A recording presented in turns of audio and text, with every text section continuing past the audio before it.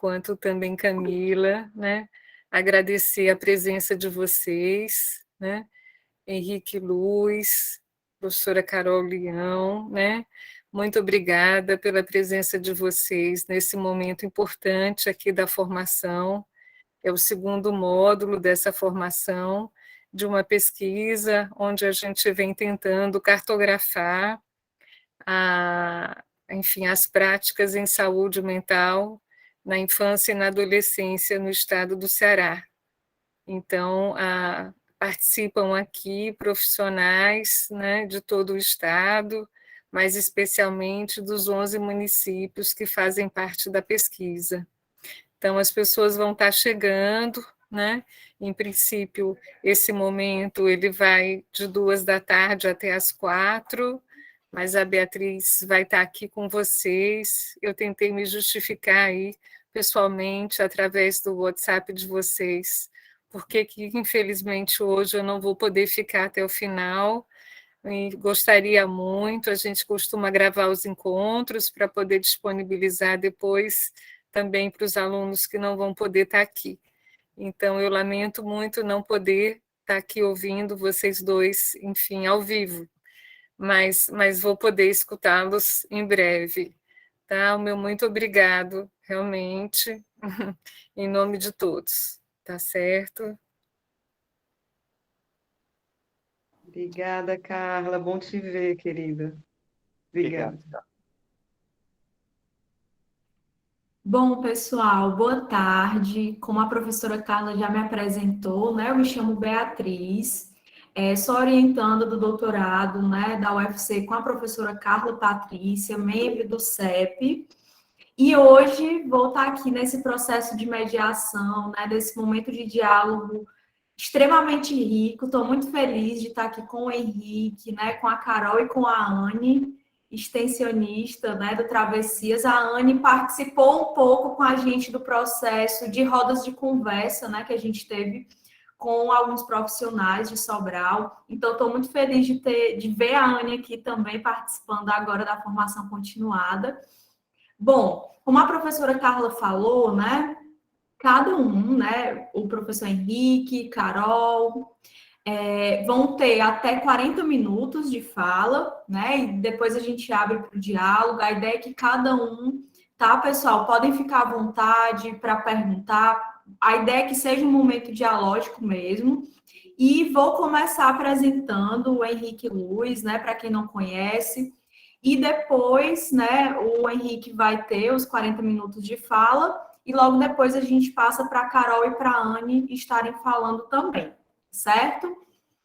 Henrique, queria lhe agradecer demais, né, por você ter aceitado o convite, em nome do CEP, em nome da equipe do PP SUS. Agradeço imensamente você, a Carol, a Anne, por estarem aqui hoje. Gente, o Henrique Luz, ele possui graduação em medicina pela Universidade Federal do Piauí, residência médica em psiquiatria pelo Hospital de Saúde Mental Professor Frota Pinho, título de especialista em terapia sexual pela Sociedade Brasileira de Estudos em Sexualidade Humana e mestrado em psicologia pela Universidade Federal do Ceará. É preceptor da residência médica em psiquiatria e coordenador do atendimento ambulatorial em sexualidade humana. Psiquiatra, assistente do Serviço de Referência para Transgêneros e membro da Associação Brasileira de Estudos em Medicina e Saúde Sexual. Pronto. Henrique, pode ficar à vontade para se apresentar também, se tiver algum outro ponto importante que eu não tenha dito, pode ficar à vontade e a gente vai dialogando, tá?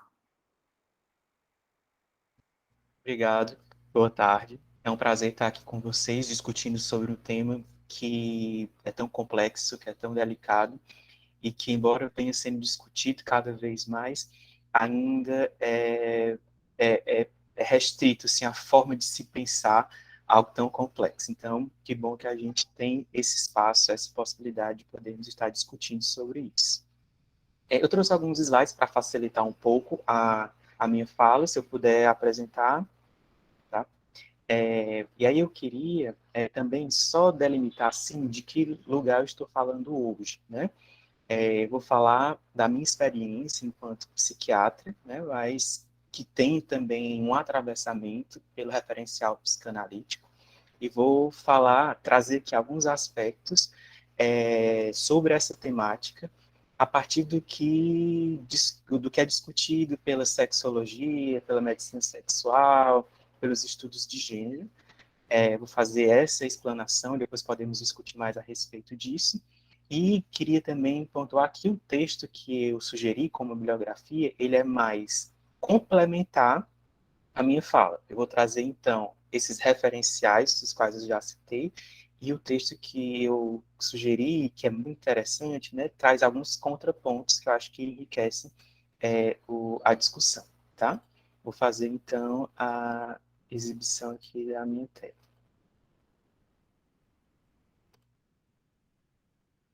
Todos conseguem ver? Sim, sim. Tá bem, pois vamos lá.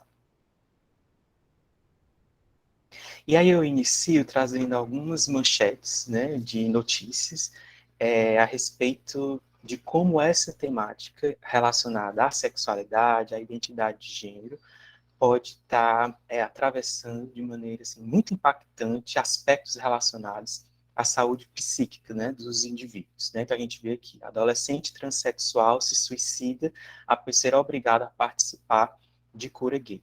Né? Então, essa adolescente foi levada pelos pais para participar de uma sessão de cura gay lá nos Estados Unidos, e parece que isso foi algo que impactou de forma muito negativa essa pessoa, e que culminou, né, dentre outras questões, aí culminou no suicídio. Né? Vemos também essa outra notícia: menino de 9 anos comete suicídio após contar a colegas de escola que era gay. E uma notícia mais recente, né? Filho da cantora Valquíria Santos comete suicídio após sofrer homofobia.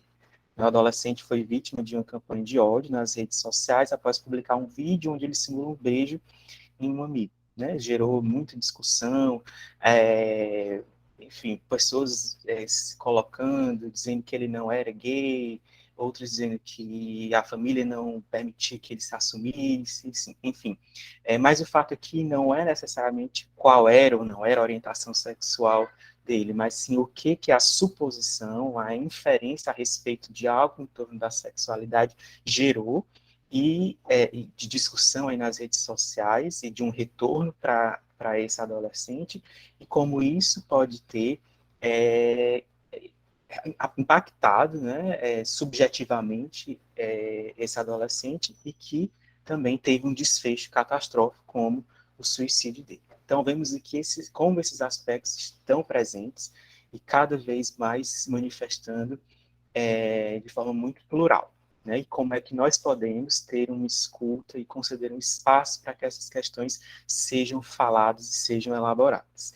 Então, trago aqui muito rapidamente a conceituação desses termos, e também gostaria de dizer que isso que eu vou trazer enquanto conceituação, é importante que a gente tenha essa noção de que é algo que não comporta uma verdade, mas sim são conceitos que o que a gente vem percebendo no transcorrer da história é que são muito dinâmicos, eles não são estáticos, então são passíveis de modificações. Né?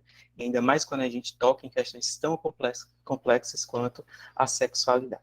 Né? Então, quando a gente fala de sexo biológico, a gente está falando de uma dimensão que leva em consideração as características genéticas, anatômicas, gonadais e hormonais, que vão determinar o macho e a fêmea do ponto de vista biológico da espécie humana. Né? Não estou falando aqui nem da categoria homem nem mulher, mas sim dessa outra categoria que se refere ao macho e à fêmea do ponto de vista biológico, e que não necessariamente está relacionado com uma fixidez nessas duas condições, porque também existe uma variabilidade biológica no que diz respeito ao sexo biológico, condições conhecidas como intersexo.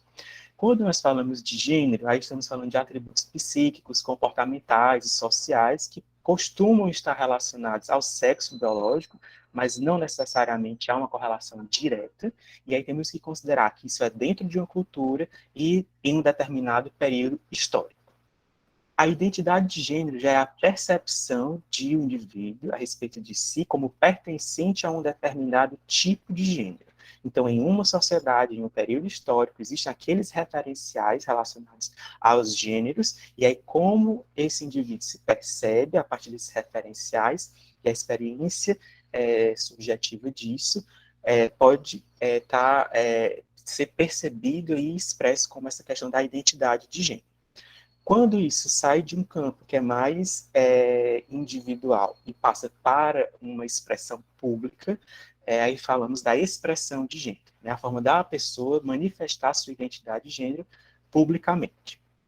E quando falamos de orientação sexual, aí nós já estamos falando de uma categoria que tem uma relação com o gênero da pessoa, por quem o indivíduo ele vai ter fantasias sexuais, por quem ele se sente sexualmente excitado, ou com quem mantém relações sexuais. E aí, dentro da orientação sexual, nós podemos falar sobre as orientações heterossexualidade, homossexualidade, bissexualidade, pansexualidade e assexualidade. A heterossexualidade, quando há uma atração sexual por um indivíduo de um outro gênero, homossexualidade por indivíduos do mesmo gênero, bissexualidade por indivíduos de mais de um gênero, pansexualidade é quando há um interesse sexual que independe do gênero do indivíduo, e a assexualidade quando existe pouca ou nenhuma atração sexual. E é importante pontuar também que cada vez mais tem se debatido sobre essa natureza da orientação sexual como sendo algo não relacionado a uma escolha, pelo menos não do ponto de vista consciente, e também como não algo que está sob o domínio voluntário do indivíduo. Né? Então, não é uma escolha ou não e nenhuma opção. Por isso que se fala em orientação sexual. Muito embora no passado já tenha sido considerado patologia, sem falar também na correlação com a criminologia, por também já ter sido considerado crime, né? Mas desde a década de 70, para a Associação Psiquiátrica Americana, e desde o início dos anos 90, para a Organização Mundial de Saúde, a homossexualidade, falando especificamente dessa orientação sexual, não é mais considerada uma patologia. Antes era considerado um transtorno psiquiátrico. Então, falando da categoria de orientação sexual, não podemos tratá-la como uma patologia, portanto, não é passível de uma terapêutica ou de uma cura. Né? Então, não cabe intervenções no sentido de provocar reversões para esse ideal heterossexual, apenas porque a heterossexualidade é predominante do ponto de vista estatístico. E se houver intervenções que elas possam, e aí os estudos têm trazido essa ideia a respeito de intervenções, mas muito mais no sentido de permitir ao indivíduo elaborar questões relacionadas à sua orientação sexual, buscando uma autoaceitação, uma melhora da qualidade de vida, um alívio de sofrimento, diminuição do risco de suicídio, uma promoção do bem-estar nas mais diversas esferas da vida desse indivíduo, e a promoção, a busca por uma satisfação em seus relacionamentos afetivos e sexuais. Contudo, embora não seja possível considerar uma condição patológica, né, lésbicas, gays, bissexuais, pansexuais ou assexuais, ou seja, as pessoas que não têm uma orientação heterossexual, muito frequentemente enfrentam desafios sociais diferentes dos indivíduos heterossexuais, tem uma grande ambivalência em relação ao seu valor pessoal por conta das mensagens pouco afirmativas da sociedade em relação a essa orientação sexual que se distancia do padrão, e há também um enfrentamento de barreiras relacionadas a manifestações de discriminação, marginalização, tanto em ambientes laborais, familiares, que podem, inclusive, ser manifestas através de agressões, assédios e violências, tanto simbólicas quanto concretas. E aí, dentro desse contexto da orientação sexual, também podemos falar sobre esse processo de saída do armário, que é o processo de se assumir enquanto uma pessoa, né, que tem uma determinada orientação sexual. É um processo que ele é muito particular, ele é muito individualizado, geralmente envolve algum grau de sofrimento e de vulnerabilidade psíquica. No início dessa fase, que há uma grande ambivalência em relação à orientação sexual, os relacionamentos podem ser muito conturbados por conta disso, tanto os relacionamentos familiares com amigos e os primeiros relacionamentos afetivos e sexuais, e aí a partir de como o indivíduo ele vai lidando com essas questões, ele pode chegar num estágio mais integrativo, no sentido de que ele vai lidar de uma forma mais confiante, de uma forma menos angustiada com as demandas da vida que tem a ver com essa esfera da sua sexualidade. Então, assumir para si e para os outros uma orientação sexual diferente da maioria não é um processo fácil, ainda mais durante a adolescência.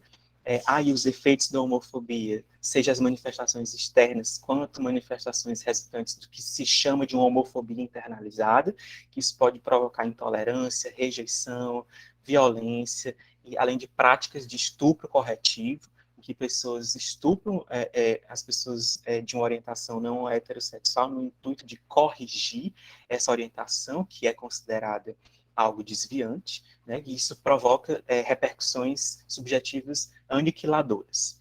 Né? Então, há também o enfrentamento de sentimentos como medo, vergonha, problemas em relação à autoaceitação, isolamento social, prejuízo da saúde física e mental, risco de suicídio, abandono escolar, muitas vezes por conta do bullying que se estabelece, e o apoio da família é crucial para minimizar essas dificuldades enfrentadas. Agora, quando a gente passa para uma discussão mais aprofundada, né, sobre a questão de gênero, abordando aqui novamente a ideia da identidade de gênero, podemos então aqui delimitar também que dentro disso, dessa compreensão da identidade de gênero, há uma convicção da pessoa em se reconhecer como pertencente a um determinado gênero, como eu tinha colocado. E aí, se antes se falava apenas sobre dois gêneros, homem e mulher, hoje já é possível haver uma discussão a respeito de outras expressões, outras existências e expressões de gênero, fora desse padrão binário hegemônico, homem, mulher, masculino e feminino. O gênero, ele independe do sexo biológico e pode ter uma expressão de gênero muito variável. Embora exista essa independência do sexo biológico, é inegável que existe algo de uma ordem real do corpo e que atravessa tudo isso. Né? E pensando nessa categoria do gênero, como sofrendo influências aí de atributos sociais e períodos históricos, então, esses estereótipos de gênero, eles são passíveis de alterações, não são entidades cristalizadas, totalmente rígidas, e a sociedade, a partir dos seus recursos simbólicos, pode redesenhar essas categorias e esses papéis. Existem alguns marcos cronológicos a respeito de como é que vai havendo a constituição e a percepção dessa identidade de gênero, né, para as crianças. E aí tem alguns estudos que mostram que em torno dos 3 ou 4 meses os bebês já são capazes de distinguir aí faces ditas masculinas, ditas femininas. Aos 7 meses é possível discriminar as vozes quanto ao gênero. Por volta de 1 ano e meio tem o início da percepção da própria identidade de gênero. Entre 18 e 31 meses podem verbalizar escolher brinquedos e brincadeiras associados a esses referenciais menino, menina, masculino e feminino. Também, nesse período, pode haver o reconhecimento das diferenças entre homens e mulheres, usando aí os pronomes distintos para essas categorias, mas há ainda uma percepção do gênero como algo muito variável. Somente em torno dos 4 a 6 anos é que tem uma percepção mais estável do seu próprio gênero, passa por um período de uma rigidez temporária quanto às questões de gênero, em que essa criança vai achar que os homens têm que ser de determinada maneira, as mulheres têm que ser de determinadas maneiras, e que isso, no decorrer do tempo, vai se flexibilizando. É importante pontuar que, embora existam esses marcos cronológicos, esse processo é extremamente subjetivo, ele é extremamente singular para cada sujeito. Não podemos tomar isso aqui como algo que tem que ser avaliado ou considerado de uma forma restrita. E aí, dentro dessa categoria de gênero, podemos também falar sobre esses dois conceitos, né? Cisgêneros e transgêneros. Quem são as pessoas cisgêneros? São aquelas pessoas que, ao nascerem, foram reconhecidas como pertencentes a determinado gênero, geralmente a partir da recognição da sua estrutura anatômica, biológica, foi designado um gênero para ela e ela se reconhece como pertencente a esse gênero. Então, essas são as pessoas cisgêneras. Já as pessoas transgêneras O termo transgênero, na verdade, é um termo guarda-chuva que abarca sobre si, né, as várias possibilidades de vivências e expressões de gênero e que representa aí um amplo espectro de indivíduos que, de uma forma transitória ou persistente, se identificam com um gênero diferente daquele que foi designado durante o seu nascimento, né? E aí, essas pessoas transgêneras desejam expressar a sua identidade de gênero conforme o processo que é percebido aí pela sua identificação, que é distinto do que é que foi designado externamente para si. Né? Aqui temos, né, como ilustração, caso hoje o ator Elliot Page, e que fez a transição, né, do gênero feminino para masculino, mas que por muito tempo foi conhecida como a Ellen Page, né, a época a atriz que fez o filme Juno. Dentro da categoria, né, transgênero, existe a categoria transexual, né, a transexualidade, ela diz respeito àquelas pessoas que se identificam com um gênero diferente do que foi designado para si ao nascimento e desejam serem aceitas e reconhecidas como pertencentes ao gênero com o qual se identificam. Pode haver ou não um descontentamento em relação às características sexuais primárias e secundárias, bem como as atribuições sociais a partir daí. E muitas vezes podem procurar modificações, intervenções corporais ou na sua estética de forma mais ampla, para que haja aí uma conformação, um alinhamento entre a identidade de gênero e a forma de se expressar, né? Seja pelos atributos sociais ou mesmo através das modificações corporais. E aqui, né, para ilustrar, tem a Leti, né, a Valentina Sampaio, o João Neri, né, e o Tami Miranda. E dentro, né, da categoria de transexuais, podemos falar sobre as mulheres trans, mulher transexual ou transmulher, que é quando aquela pessoa se identifica como mulher, embora tenha sido biologicamente designada como pertencente ao sexo masculino, e homem trans, transhomem ou homem transexual, que é aquela pessoa que se identifica como homem, embora tenha sido biologicamente designado como pertencente ao gênero feminino. E aí eu trago os dois próximos slides, mais para ilustrar esses conceitos, mas também é importante pontuar que isso não representa a vivência de todas as pessoas transexuais, aqui realmente é algo mais didático para poder ilustrar esses conceitos e para haver esse discernimento entre identidade de gênero e orientação sexual. Então, vemos aqui, né, o caso dessa pessoa que, ao nascer, foi reconhecida como pertencente ao gênero masculino, foi registrado com o nome de Jonas, mas que no transcorrer da sua constituição, a identidade era diferente daquele gênero com o qual ele foi reconhecido, né, ao nascer.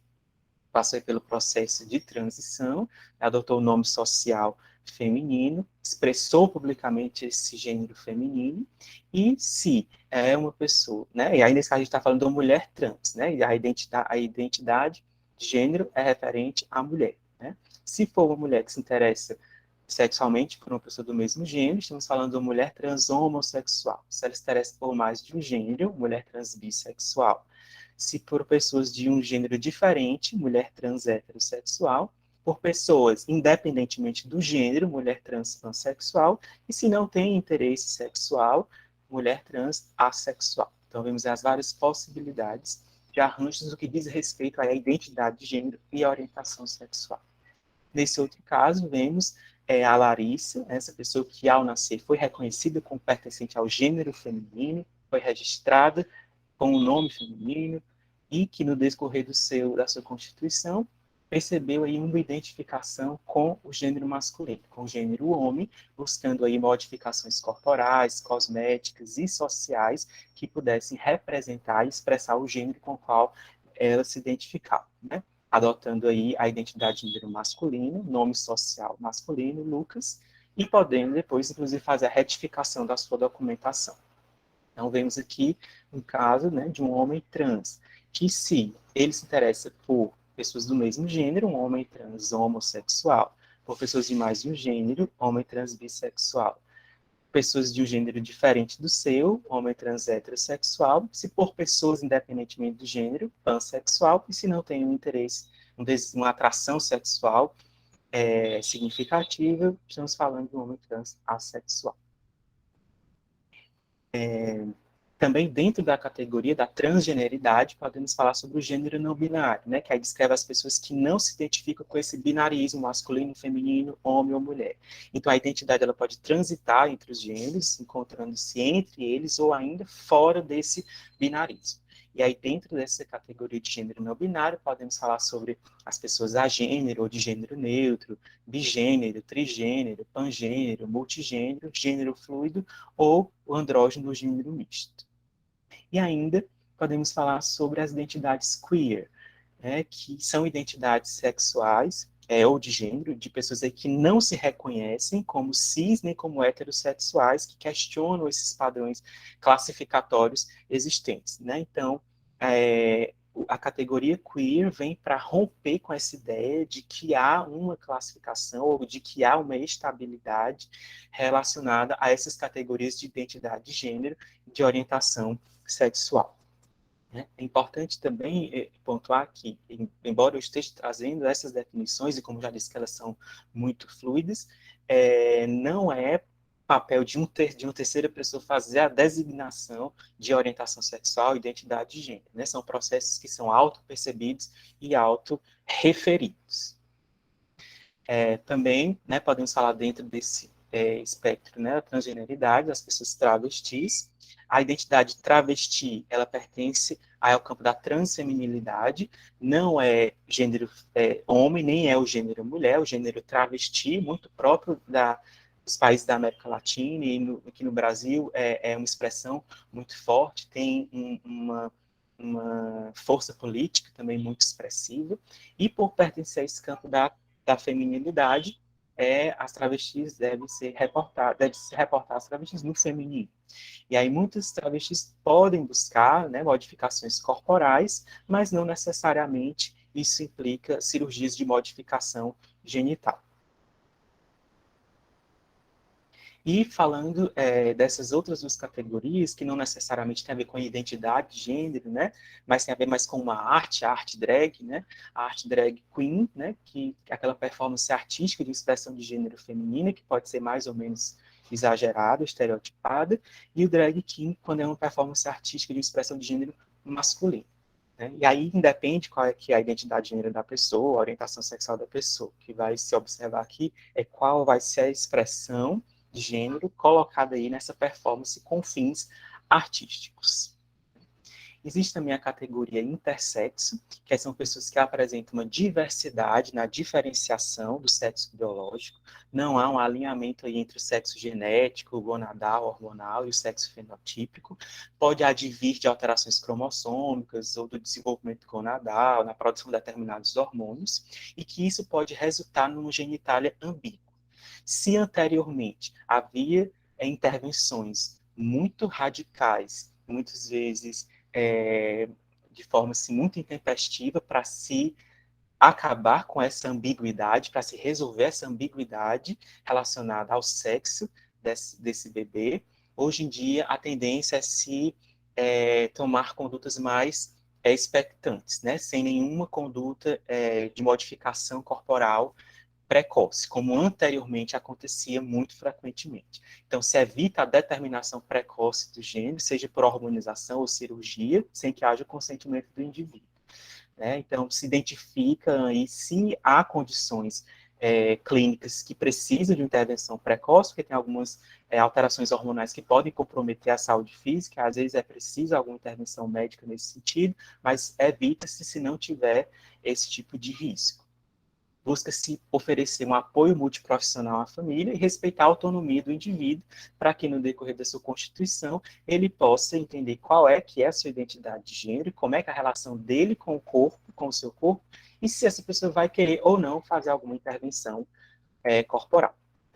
E aí, trazendo aqui esses dois manuais, né, o DSM e a CID-11, como é que está sendo abordada essa ideia das identidades trans. Né? Se já foi também considerada uma condição patológica, né, até o DSM-4, que era considerado transtorno de identidade de gênero, né, sofreu uma modificação para o DSM-5, em que se fala de disforia de gênero, que aí não coloca o caráter patológico na identidade de gênero em si, mas sim num sofrimento que é decorrente da incongruência entre o gênero que é experimentado pela pessoa e o gênero que foi designado para ela ao nascimento. E na mudança da CID-10 para a CID-11, vemos aí uma mudança de transexualismo, que tinha todo um caráter patologizante, para a incongruência de gênero. Então, deixou de ser um transtorno psiquiátrico e se tornou uma condição relacionada à saúde sexual. E aí falamos, aí já nesse processo de transição, na possibilidade de uma transição que não modifica aspectos corporais, né, que é a transição social, né, que está relacionada à mudança de expressão de gênero, que é variável de pessoa para pessoa e que não está restrita a abordagens físicas. Então, não se utiliza hormonização, não se utiliza cirurgia, até porque muitas pessoas trans não sentem necessidade da realização de muitas dessas intervenções. Então, outras mudanças são suficientes para amenizar algum desconforto existente, né? E aí, dentre essas mudanças, são mudanças de vestimenta, corte de cabelo, acessórios e adornos, uso de maquiagem, procedimentos estéticos, escolha de pronome do nome social e uso de banheiros públicos. Né? A transição social pode ser facilitada por um acompanhamento multiprofissional, que vai acolher as demandas, conceder o apoio possível nessa transição, explorar as diversas alternativas nessa expressão de gênero, auxiliar nas decisões necessárias, considerar os potenciais benefícios, desafios de cada opção e trabalhar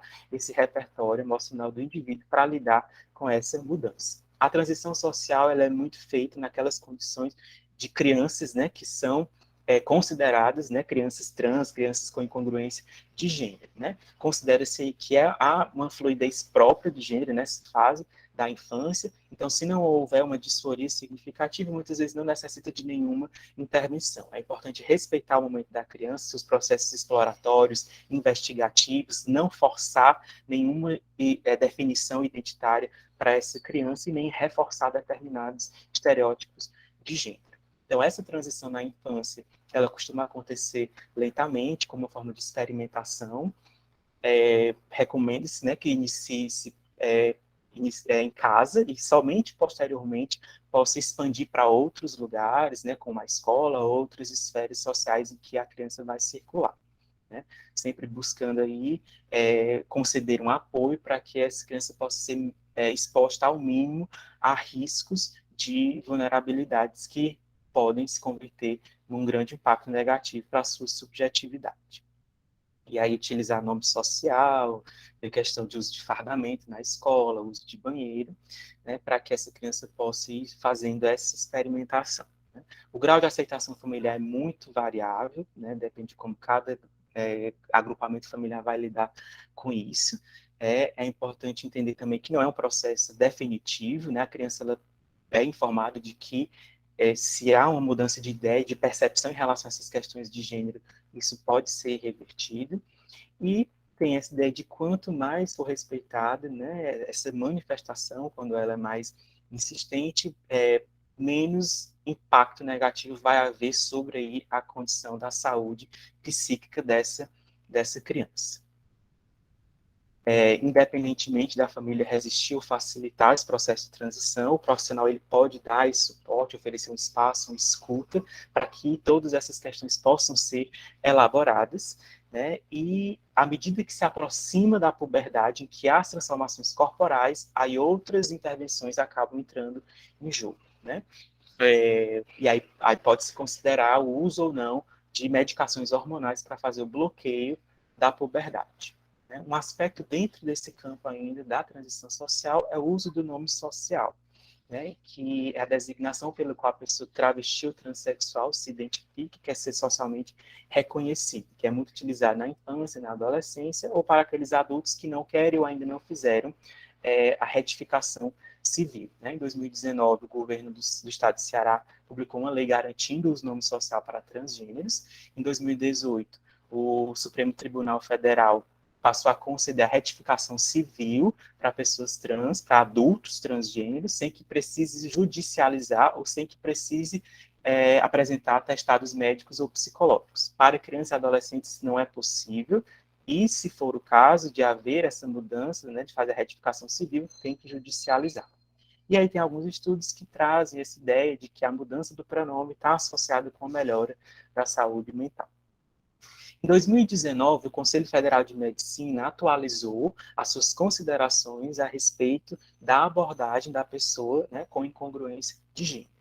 E aí traz essa ideia do processo de afirmação de gênero como sendo um procedimento terapêutico multidisciplinar para a pessoa que precisa modificar o seu corpo, seja através de hormonioterapia ou cirurgia. Dentro dessa equipe multidisciplinar, são colocados, né, o pediatra, se houver, né, pacientes com menos de 18 anos, psiquiatra, psicólogo, endocrinologista, urologista, ginecologista, cirurgião plástico, assistente social, enfermeiro, dentre outros. É um processo que tem que ser devidamente informado, e o indivíduo ele assina um termo de consentimento, atestando que ele sabe dos riscos e dos benefícios que ele vai estar correndo com esse processo, e se for menor de idade, tem que ter a participação dos responsáveis. Quando estamos falando de crianças, né, com incongruência de gênero, assim ditas, né, não se é permitido nenhuma intervenção corporal. É possível a transição social, mas nenhuma intervenção corporal. Já para os adolescentes, que estão em um determinado estágio da puberdade, é permitido o processo de bloqueio da puberdade. Então, esse adolescente não vai passar pelas modificações dos caracteres sexuais secundários, que são próprios desse processo, né, da puberdade, dando aí um maior tempo para esse indivíduo elaborar questões relacionadas à identidade de gênero, sem passar pelo sofrimento de lidar com essas modificações corporais. Até porque a hormonioterapia cruzada, seja de feminilização ou de masculinização, ela só é permitida, segundo essa resolução do CFM, a partir dos 16 anos, sendo importante esse acompanhamento ambulatorial. Já os procedimentos cirúrgicos só são permitidos a partir dos 18 anos e tem que ter, no mínimo, 1 ano de acompanhamento multiprofissional interdisciplinar. Isso é o que o Conselho Federal de Medicina traz. Já o Ministério da Saúde tem uma portaria que regulamenta o processo transexualizador e que não considera, não há nada relacionado à abordagem de crianças e adolescentes transgêneros. Fala apenas das abordagens feitas com adultos, que a hormonização é permitida a partir dos 18 anos e as cirurgias a partir dos 21 anos, e tem que ter no mínimo 2 anos de acompanhamento multiprofissional. E aí, já estou finalizando a minha fala, eu vou trazer aqui só algumas pontuações sobre o processo de terapia hormonal e da cirurgia, né? No caso aqui, como eu falei, né, processo de masculinização ou de feminização, a depender de cada caso, né? Geralmente, no caso das mulheres transexuais, o estrogênio é a medicação utilizada, e no caso dos homens transexuais, é a testosterona que é utilizada, né? E aí vai provocar modificações corporais que são variáveis de indivíduo para indivíduo, e que podem trazer aí, essas pessoas trazem esse relato de uma atenuação de um sofrimento relacionado a essa experiência com o seu corpo, né? E para os adolescentes, como eu já comentei, até os 16 anos só é permitido o bloqueio da puberdade, né? Apenas a partir dos 16 é que é possível a hormonioterapia cruzada. Em relação aos tratamentos cirúrgicos, e aí a partir dos 18 anos, segundo o CFM, ou a partir dos 21 anos, a partir da portaria do Ministério da Saúde, né, pode ser feita as cirurgias aí de modificação genital, também chamada de cirurgia de redesignação sexual, adequação sexual, ressignificação sexual, transgenitalização, afirmação de gênero, que no caso das mulheres trans, é a confecção cirúrgica, né, de uma vulva, de uma vagina, a neocolpovulvoplastia, e no caso dos homens trans, é a neofaloplastia, a confecção cirúrgica de um pênis, de um saco escrotal. Outras cirurgias são a tireoplastia, que é a raspagem da cartilagem tireoidiana, implante de prótese de mamário de silicone bilateral, essas duas no caso de mulheres trans, e esterectomia, né, retirada de útero, ovários, ou a mamoplastia masculinizadora, essas duas no caso de homens trans. Também tem algumas outras possibilidades, cirurgias de laringe, das pregas vocais para modificação da voz, e também cirurgias faciais de feminização ou masculinização. Essa questão das modificações corporais, seja pela hormonioterapia ou pela cirurgia, são aspectos muito delicados e foram questões que eu abordei na minha pesquisa de mestrado, trazendo aí repercussões específicas relacionadas a essas modificações e que, embora tenha aí esses dados objetivos de acompanhamento de pelo menos 1 ano, de pelo menos 2 anos, dependendo do referencial, são situações muito complexas, porque cada sujeito tem o seu tempo, cada sujeito tem a sua demanda, e é importante que possamos oferecer uma escuta, um espaço para elaboração que aquele indivíduo pode fazer a respeito da sua demanda. A gente vê aí a ciência trazendo resoluções muito enfáticas, muitas vezes, de modificações corporais que podem trazer esse alívio de um sofrimento relacionado a essa experiência com o gênero, com o corpo, mas é importante que a gente tome cuidado com a maneira com que isso é colocado, com a maneira com que isso é oferecido, porque isso pode muitas vezes levar esse sujeito a condições de muito mais sofrimento. Né? Então, a questão não é barrar, não é interditar, não é proibir a possibilidade das modificações corporais, mas sim que seja permitido minimamente um espaço de escuta para que esse indivíduo, ao falar e elaborar, possa estar divertido dos riscos que essa pessoa está correndo e das possíveis consequências que essas modificações podem trazer. Né? Então, essas questões relacionadas à identidade de gênero, orientação sexual, são muito complexas, não tem como a gente tratá-las como algo rígido, algo que é imutável, e que nenhuma categorização, masculino, feminino, homem, mulher, hétero, homo, vai dar conta de algo tão enigmático quanto é a sexualidade. Então, paro por aqui a minha fala, agradeço mais uma vez. Muito obrigada, Henrique, muito obrigada mesmo. Nós que agradecemos, né, assim, a sua presença, a sua exposição. Gente, podem ficar à vontade para colocar no chat as dúvidas, qualquer comentário. Ao final da fala da Carol e da Anne, certo? A gente abre para um momento de discussão. Podemos fazer assim? A gente passa logo para a Carol e para a Anne, e depois a gente abre para o diálogo. Pronto. Eu vou apresentar, né, a Carol e a Anne. A Carol, ela é psicanalista, doutora em teoria psicanalítica pela Universidade Federal do Rio de Janeiro, professora da graduação em psicologia e do mestrado em psicologia e políticas públicas da Universidade Federal do Ceará, campus Sobral. Além da Carol, né, nós vamos ter a presença da Anne, que é graduanda em psicologia pela Universidade Federal do Ceará, campus Sobral, bolsista de iniciação científica da UFC e extensionista do Travessias, que é um projeto de extensão da UFC Sobral, que ela vai falar um pouco mais sobre isso, para poder explicar melhor para vocês. Carol e Anne, podem ficar à vontade, vocês têm 40 minutos e a gente vai conversando, tá? Muitíssimo obrigada pela presença de vocês, de verdade, e estamos aqui.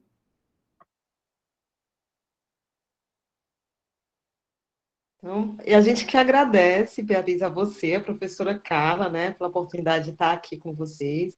Agradeço também ao Henrique pela exposição clara, né, assim, enfim, muitas questões aí a serem discutidas. Mas, assim, a gente pensou em trazer um pouco da nossa experiência com a extensão.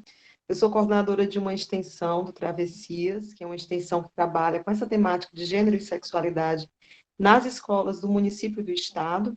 Atualmente, a gente está fazendo uma intervenção numa escola do estado, então, a gente conseguiu entrar, assim, que é uma coisa muito rara, né? Uma escola dá espaço, assim, dá abertura para a gente debater esses temas. Geralmente, as escolas, elas são um pouco refratárias a isso, mas a gente conseguiu entrar nessa escola do estado e está com uma oficina muito interessante com adolescentes, acontecendo todas as sextas-feiras. E o que a gente queria trazer para vocês é um pouco da nossa prática, né, trabalhando esse tema com adolescentes, para quem sabe possa tocar também na prática de vocês, né? Que a gente consiga fazer essa reflexão juntos. Vocês sabem que a escola é o lugar onde esse sofrimento psíquico que o Henrique bem colocou no início da fala dele vai explodir, né, digamos assim, vai se manifestar, às vezes com marcas que são muito pesadas e duradouras na vida dessas crianças e desses adolescentes.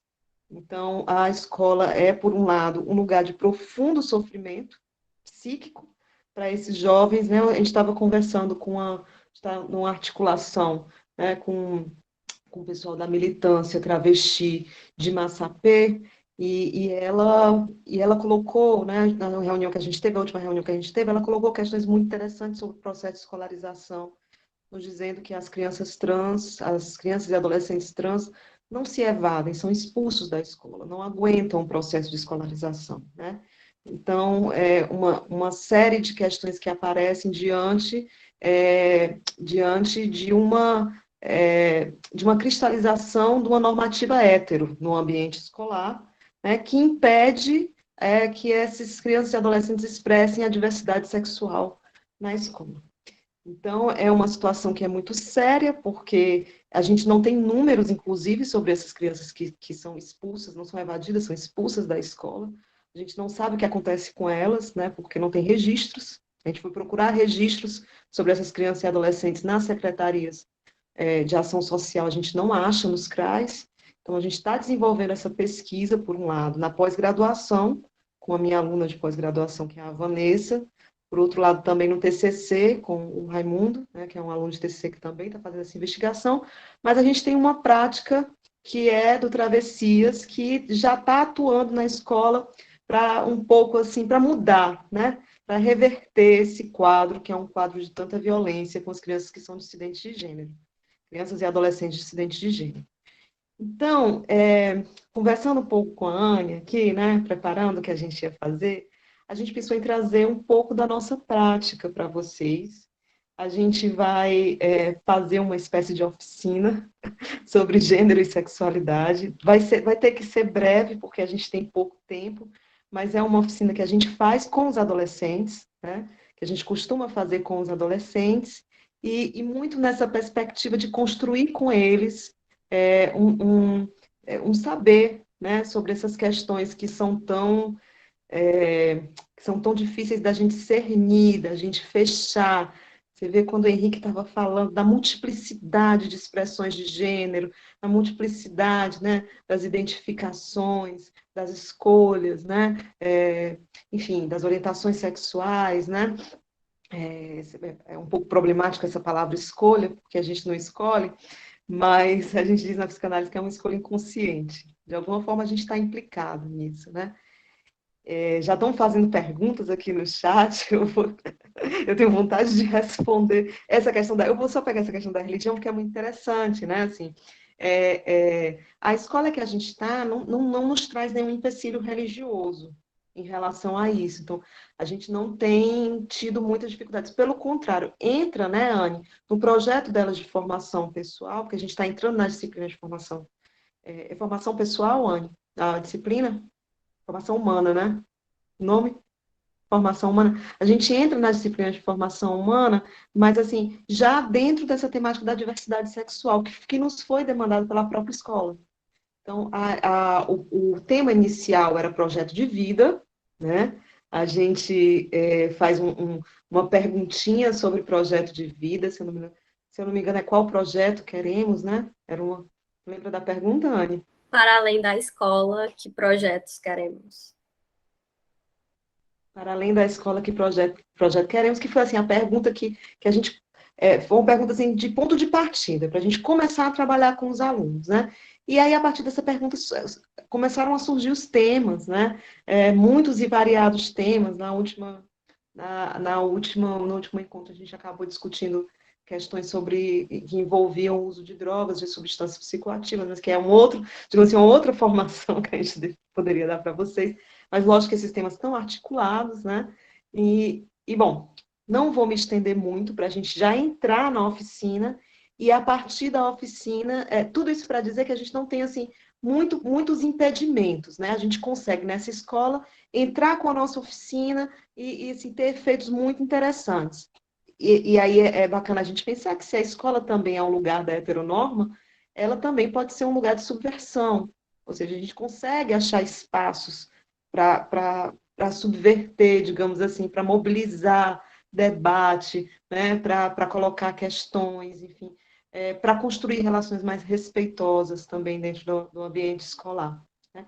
Então, vou passar para a Anne, para a Anne conduzir esse momento aqui com vocês. Queria só dizer que vocês podem usar o chat, como vocês acharem melhor, a gente está aqui com acesso ao chat, ou ligar o microfone, né, durante a atividade. Vou passar aqui para a Anne coordenar e a gente volta para discutir. Oi, gente, boa tarde. Como a Bia já me apresentou, eu me chamo Anne, sou extensionista do Travessias. E a gente pensou em trazer uma oficina que a gente realizou ano passado, né? Foi a pedido da escola. O tema era sobre respeitar a diversidade de gênero e sexualidade. E é um material muito simples até, mas que gerou muitas discussões, né? Quando a gente realizou na escola. E aí eu peço a participação de vocês, porque todas as nossas oficinas são realizadas visando que os alunos participem, né? Que eles construam esse saber com a gente. A gente nunca leva nada pronto para dizer para eles, né? A gente pede que eles participem. Então, eu vou apresentar aqui o slide, né? Com o material que a gente apresentou na escola.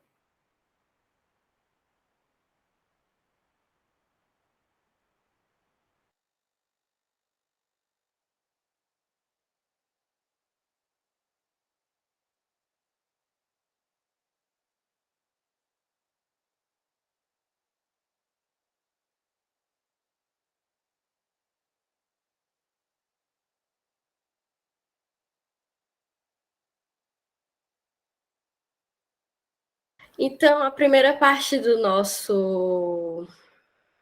oficina foi levar a sigla para eles, né, e debater um pouco sobre o que cada letra significa. Então, agora eu peço a participação de vocês para a gente discutir um pouco sobre o que cada letra significa, o que é que vocês acham, né, a importância de cada letra, sobre esse processo de construção da sigla também.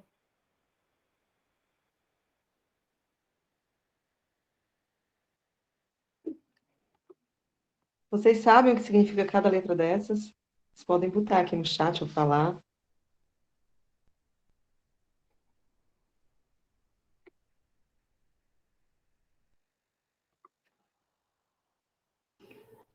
Podem ficar à vontade, Lésbicas, minha gente. posso falar? Código diga. Lésbicas, gays, bissexuais, transexuais, queers, intersex e assexuados. E esse maisinho é para outras nomenclaturas que surgem depois dessa sigla, né?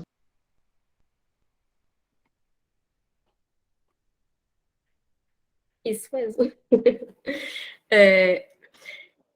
Nesse primeiro momento, a gente queria mais tensionar mesmo, né, o conhecimento dos alunos sobre a questão LGBT, sobre os acréscimos que a sigla sofreu durante os anos, né, que é um acréscimo que diz para luta política, né, de representação. E depois a gente, se vocês quiserem falar mais nada sobre a sigla, a gente passa para o segundo momento da atividade. Tudo bem? Num dos grupos do Travessia surgiu uma coisa de UAC Aliança, eu nunca tinha ouvido falar sobre isso.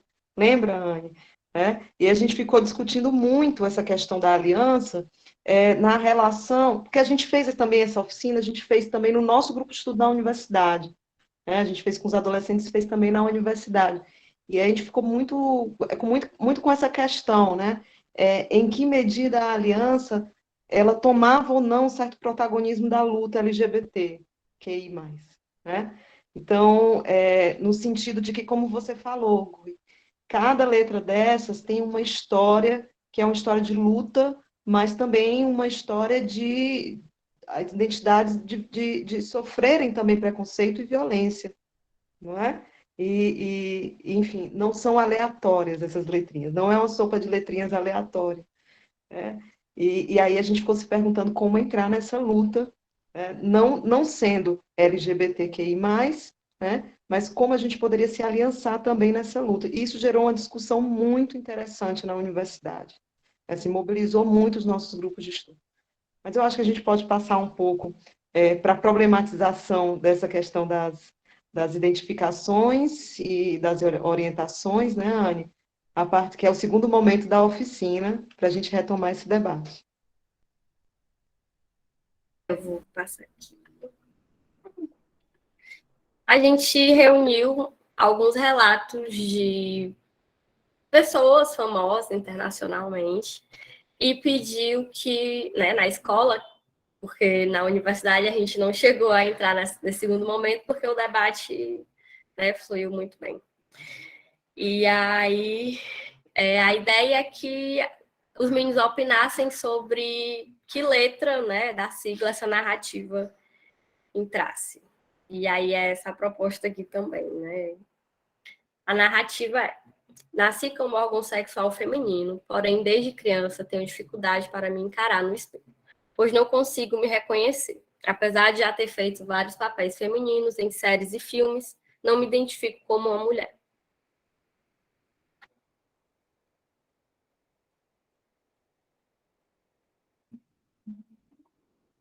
Vocês conseguem associar alguma das letrinhas a que se refere essa narrativa?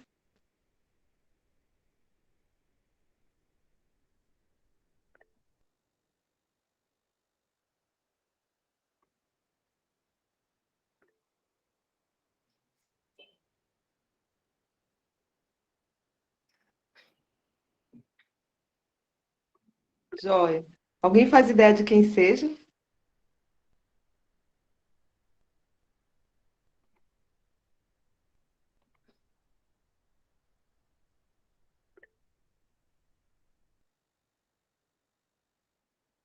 É o Elliot Page mesmo.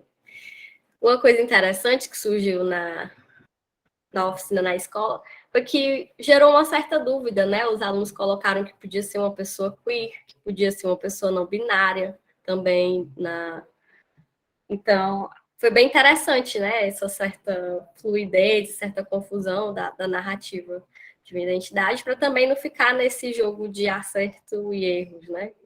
Das identidades.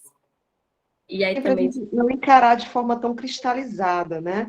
Essa ideia do homem, da mulher, né?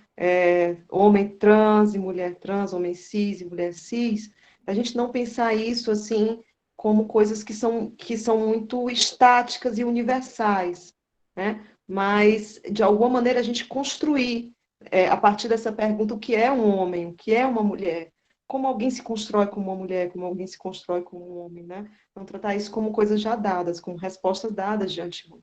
Isso também é muito interessante de problematizar. Lembrou da Demi. Quem é Demi? Quem é Demi?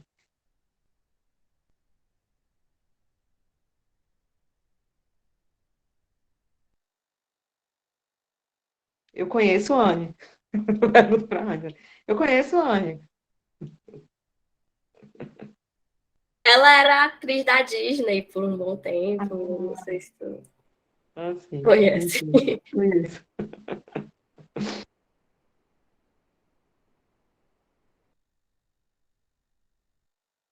E outra coisa que aconteceu na oficina também que foi muito interessante foi porque a gente trouxe, né, algumas personalidades, mas eles trouxeram história deles, né, de pessoas conhecidas, de um contexto mais brasileiro até também, né? A gente está usando o mesmo material que a gente usou na primeira aplicação, né, que a gente trouxe alguns artistas internacionalmente conhecidos, né? E eles, tipo, não, a gente quer falar de outra pessoa, né? Do nosso contexto, da Anitta, da Luísa Sonza. Então, foi bem interessante esse movimento dos alunos também. Um pouco numa possibilidade de subjetivar isso, né? De subjetivar, assim, de trazer isso mais para a realidade deles. Então, eles nos deram uma lição, a gente aprendeu um pouco em relação ao manejo, né? E foram falando, né? Foram trazendo, né, Anne, pessoas do convívio, enfim. Vou ler do próximo relato. Não me vejo como homem nem como mulher. Eu sou apenas eu, uma criação única e especial, uma mistura de coisas completamente diferentes. A mesma coisa acontece com a sexualidade.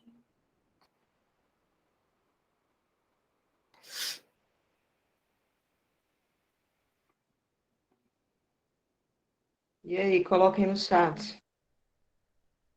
Vocês conseguem identificar algo em relação a essa narrativa?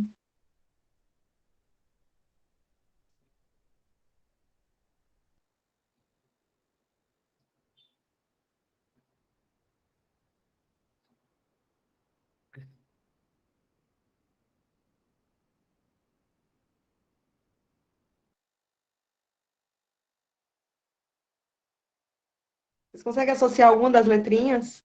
Não binário? Rafael está colocando não binário. Queer. Que.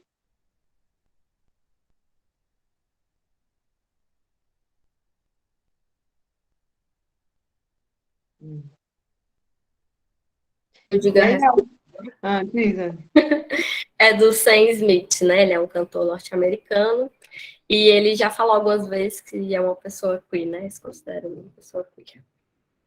Aí eu acho que é a hora que a gente começa a se perguntar, mas qual é a diferença entre não binário e queer?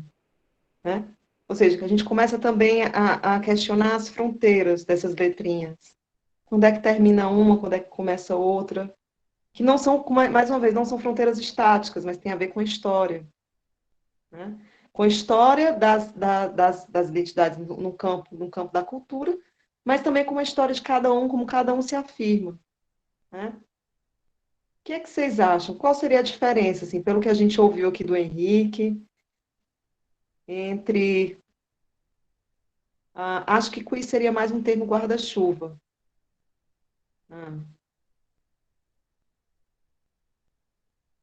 Eu ouvi algumas travestis criticando o termo queer, fazendo uma crítica ao termo queer, dizendo que é como se a gente estivesse importando um termo de uma outra língua, né, para tratar da nossa identidade, né, quando nós teríamos, na nossa própria língua, na nossa própria cultura, termos assim, termos que fossem mais apropriados, digamos assim. Como se a gente não precisasse exportar, né? Enfim, uma terminologia em inglês para falar de nós mesmos. Eu achei muito curioso essa questão que ela levantou. E ela levantou essa questão no meio de uma conversa que a gente estava tendo. Lá em Sobral tem uma roda de conversa entre mulheres travestis e trans. E um dos pesquisadores, né, assim, que enfim, um dos nossos alunos estava lá, né, e colocou essa questão queer e ele foi corrigido na hora. E eu achei muito, muito interessante ele ter sido corrigido. Achei muito, muito bom. Ele disse que ficou todo errado na hora, mas que é isso mesmo, né? A gente tá assim, também afeito, aberto para esse tipo de problematização, que nos desloca, nos tira um pouco o tapete para que a gente possa também aprender juntos, né?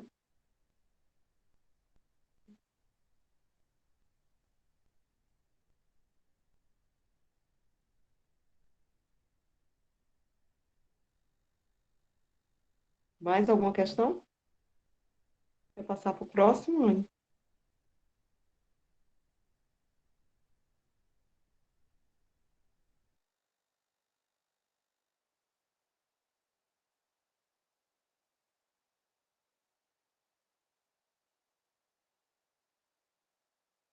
Eu vejo muito isso nas... A bissexualidade, assim, é muito interessante também, né? Porque a bissexualidade ela é confundida como indeterminação, não é? Como alguém que não se decidiu, em que em algum momento vai se decidir, seja para um lado, seja para o outro. Ou seja, há sempre, com relação à bissexualidade, uma demanda de normatizar a escolha, essa escolha ela seja normatizada. Então, é um ponto muito interessante, né, quando a gente trabalha essa questão da bissexualidade, é a sustentação e a visibilidade de uma escolha que seja bissexual. Né? Não seja um caso aí de a pessoa está confusa, ela não se decidiu ainda, né? Há uma indeterminação aí. Não, mas é a sustentação mesmo, a afirmação, né, de uma bissexualidade decidida. Então, é muito interessante quando a gente começa a conversar e a escutar pessoas que se afirmam como bi, né? Como é difícil a sustentação dessa afirmação dentro do campo da cultura, né? Justamente por essa demanda normativa. A gente tem que se decidir, a gente tem que escolher.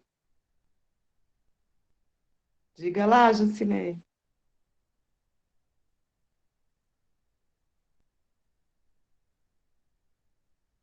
Você quer falar alguma coisa? Levantou a mão.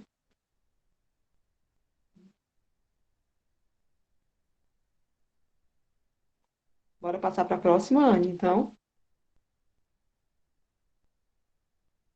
Qualquer coisa, se a Maria Juscelene quiser falar, ela pode me interromper. Sim. Sou uma pessoa inquieta, uma mulher, um homem, às vezes nenhum dos dois. Sou um pensador, pensadora, uma diretor, diretora, um ator, atriz, um pintor, pintora, um escritor, escritora. Nas horas vagas, a gente tenta tudo com as mãos, com a cabeça, com o cérebro, com a imaginação.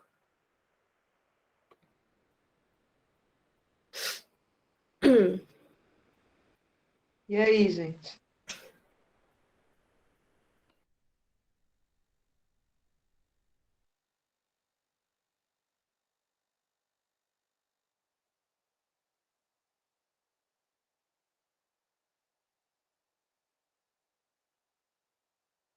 Coloquem aí no chat o que é que vocês acham. Se refere a que letrinha? E intersexo.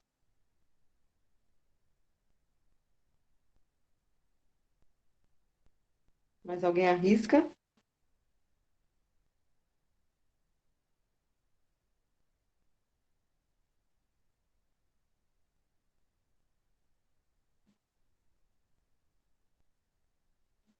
Mais. Esse mais ele é curioso, né? Porque ele indica um certo excedente, como a gente, como a Judith Butler, né, que trabalha, tem um livro chamado Problemas de Gênero, ela coloca isso no capítulo final do Problemas de Gênero. Ela faz todo um debate sobre o quanto ela está trabalhando com a questão do sujeito do feminismo, né? Do feminismo ter que, de alguma maneira, pensar a categoria de mulher para promover uma luta política, né? Como se essa categoria ela tivesse em anterioridade à própria luta. E aí ela fala desse mais, desse excedente. E por mais que a gente tente, de alguma forma, apreender, né, com palavras, isso que é da ordem da sexualidade, tem alguma coisa que não é capturável. Então, assim, eu posso incluir vários marcadores para falar de mim, Carol. Posso dizer que eu sou mulher, que eu sou mãe, que eu sou branca, que eu sou de classe média, eu posso fazer vários marcadores, mas nada disso vai ser suficiente para dar conta daquilo que eu sou. Então, ela faz essa problematização do mais, né, como alguma coisa que excede o campo da sexualidade, que não dá conta. A gente não consegue, de alguma maneira, nomear, definir, normatizar, nem que seja pela via da linguagem. Acho bem interessante essa narrativa me fez pensar um pouco sobre isso. Não sei o que é que tu acha, Anne?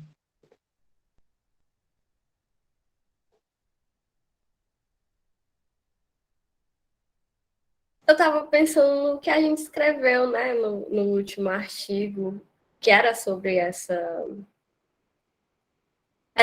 oficina também, que era justamente trabalhar sobre isso que excede, né, que nunca dá conta, e que os acréscimos, né, das siglas são muito por um fator político, de afirmar uma existência, mas que sempre vai ter alguma coisa que, enfim, não dá conta.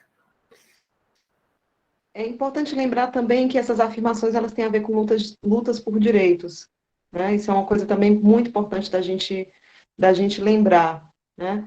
Todo o processo de despatologização da homossexualidade que o Henrique mencionou, e depois das transexualidades, vão ter a ver com isso, com a afirmação de direitos no campo social. Né? Nas transexualidades, a gente tem alguns ganhos dessa luta, né? O Henrique falou um pouco do processo transexualizador, falou também da questão do nome social. Então, são direitos que têm a ver com afirmações de identidade. Alguém tinha mencionado a questão dos rótulos, né? A identidade ela é um pouco uma encruzilhada também, porque se de alguma forma ela mobiliza politicamente, por outro lado, ela também nos aprisiona em certa medida, né? Bom, tem um pouco essa armadilha da identidade que a gente pode discutir. Mas essa narrativa, ela é bastante interessante, porque ela sai um pouco das caixinhas, né? Ela faz a gente pensar. E aí, como é que essa pessoa está se afirmando? O que ela está dizendo sobre si? Como é que alguém sustenta uma posição de ser, às vezes, homem, ser, às vezes, mulher, ou não ser nem homem nem mulher? Né? Talvez não binária aí, não sei, eu arriscaria não binária. Vamos já para associar com as imagens, né, Anne? Essa narrativa é da Bárbara Paz, ela é uma pessoa não binária. Vou mostrar as imagens das pessoas, né, que a gente pegou. O Elliot Page, o Sam Smith e a Bárbara Paz.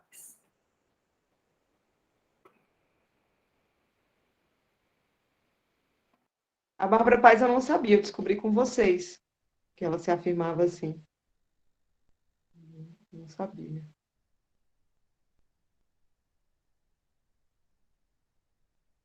O que mais, Anne? Quer fazer algum comentário antes da gente rumar aqui um pouco para a conclusão?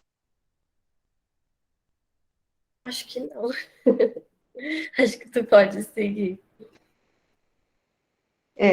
Então, gente, a gente optou por trazer assim nesse viés um pouco mais prático para vocês do que a gente trabalha na escola, né?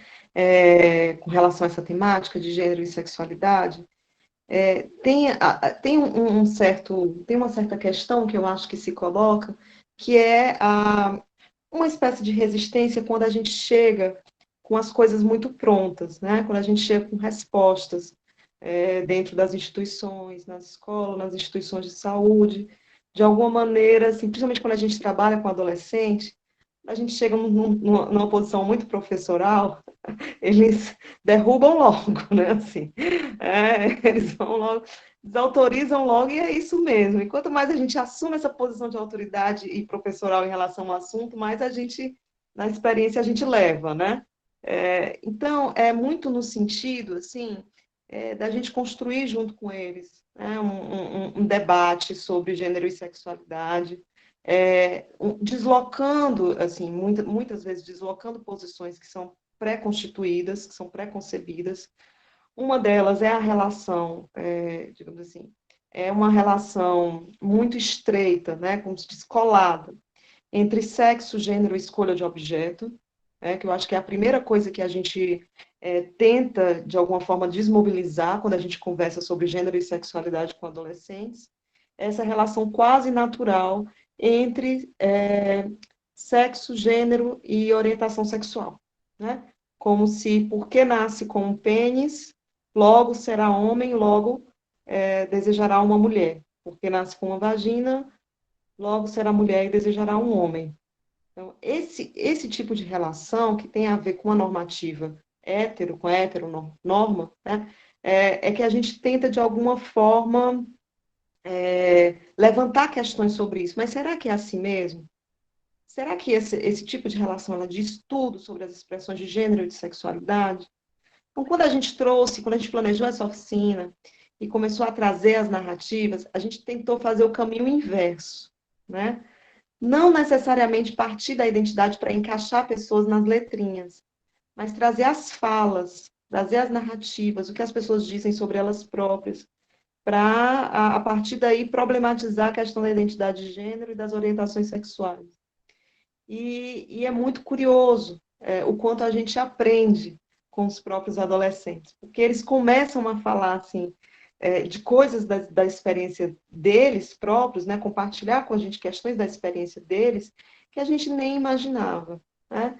E há também, eu acho que aí uma coisa interessante no trabalho do Travessias, que se refere ao manejo de grupo. Se vocês forem trabalhar com adolescentes, essa temática com adolescentes, vocês vão começar a perceber que histórias vão surgir, e às vezes histórias muito difíceis, né? Histórias que se referem a situações de homofobia, em casa ou no ambiente escolar, né? Que tocam muito, e aí tem uma questão, quando um fala, o outro também se identifica, então toca muito de perto esses adolescentes. A última que a gente ouviu, eu vou compartilhar aqui com vocês, era uma história, um rapaz contando que tinha uma pulseira, né? Ele tinha uma pulseira, que era uma pulseira bem colorida, que ele gostava muito, e quando ele estava dormindo, a mãe acordou ele no meio da madrugada e arrancou a pulseira do braço dele, né? Justamente porque essa pulseira indicava, talvez, ele não deixou nesses termos, mas ficou subentendido, indicava que seria uma coisa de mulher, né? Seria algo relacionado, algo muito feminino para um rapaz utilizar. E ele conta essa história com muito afeto, né? E coloca essa questão. E aí tem essa coisa do manejo de grupo, de como a gente pode, a partir dessa história, levantar problemas para os adolescentes. Começar a se perguntar, por exemplo, o que é coisa de homem, o que é coisa de mulher. Como essas coisas de homem e essas coisas de mulher, elas nos produzem sofrimento, quando a gente tem que, de alguma forma, corresponder a um ideal do que é ser homem e a um ideal do que é ser mulher.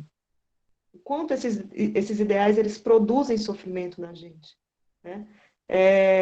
Será que só porque eu uso uma pulseira eu vou ser menos homem?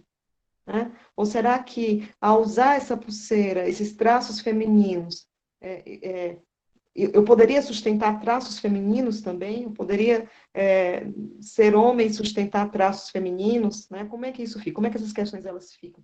Que tocam nessas perguntas que eu falei para vocês aqui no começo. São as perguntas fundamentais do que é ser homem e o que é ser mulher na nossa cultura. Então, eu acho que a gente já vai se encerrando aqui para a gente poder conversar um pouco, mas eu não sei se ficou bem claro a partir dessa proposta da oficina, mas a ideia é que a gente consiga abrir perguntas mais do que respostas, né, sobre esse debate em relação ao gênero e à sexualidade. Então, eu vou ficar por aqui para a gente conversar um pouco. Agradeço mais uma vez a presença de vocês e a Beatriz pelo convite, e a Anne também, na condução aí da oficina.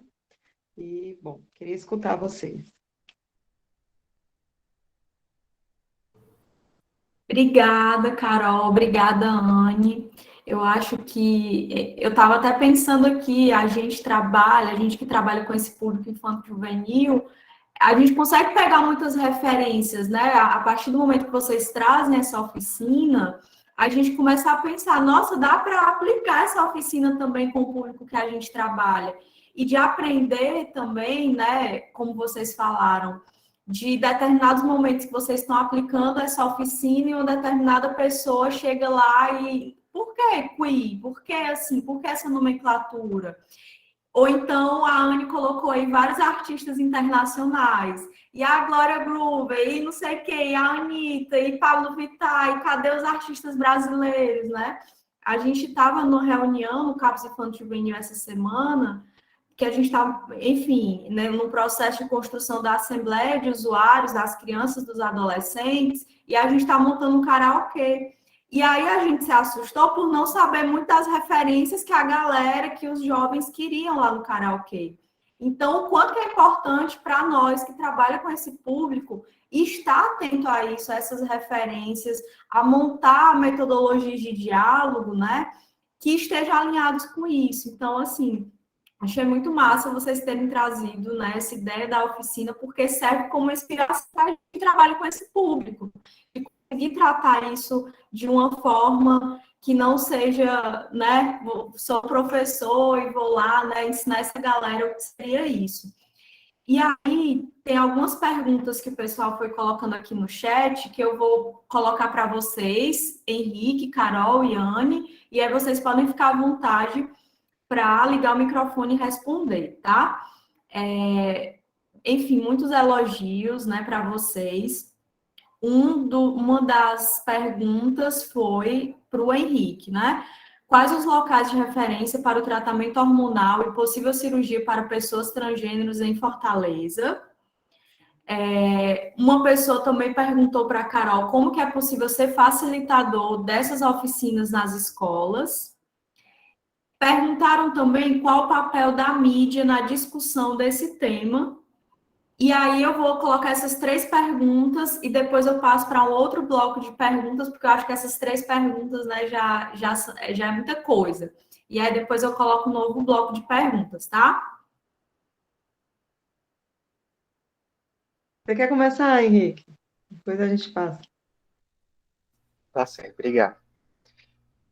Assim, eu também queria dizer que eu adorei a ideia da oficina e já estou aqui pensando em possibilidades de utilização das mais diversas formas. Achei muito interessante a forma como isso pode realmente disparar determinadas discussões, né, de uma maneira assim pode ser muito rica, né? Então, gostei muito. Sobre a pergunta, né, até o momento, né, existe o Serviço de Referência para Transgêneros, que é um serviço da Secretaria de Saúde do Estado do Ceará, que funciona no Hospital de Saúde Mental, em Messejana. É um ambulatório que ele é específico para atendimento de pessoas transgêneras, que buscam o processo de transição de gênero e que oferece um acompanhamento que é multidisciplinar, e aí com profissionais da psicologia, da psiquiatria, da endocrinologia, do serviço social e da enfermagem. Então, dentre as possibilidades de acompanhamento, tem o acompanhamento endocrinológico, podendo ser feito ou não a prescrição de hormônios a partir de qual é a demanda que essas pessoas levam, né? Para poder, para a pessoa conseguir chegar a esse serviço, né, o fluxo de encaminhamento é o seguinte, é pelo posto de saúde que cobre a região onde a pessoa mora. Ela vai até o posto de saúde, expressa a sua demanda, e de lá ela é encaminhada para o Sertrans, né, que é esse serviço de referência, onde ela vai passar por um acolhimento, vai ser ouvida, né, para que a gente possa compreender qual é a demanda dela, e a partir daí é dados os devidos encaminhamentos. Se for o caso, né, de haver a necessidade, o acompanhamento endocrinológico, então aí essa pessoa é encaminhada a partir, né, do que é colocado. Se for um paciente do interior, aí o encaminhamento é pela Secretaria de Saúde do município, mas tudo tem que ser pela regulação de vagas do sistema, né, pela central de vagas ambulatoriais, né, para poder ter esse acompanhamento, né, que diz respeito à parte hormonal, né, a gente lá oferece no ambulatório.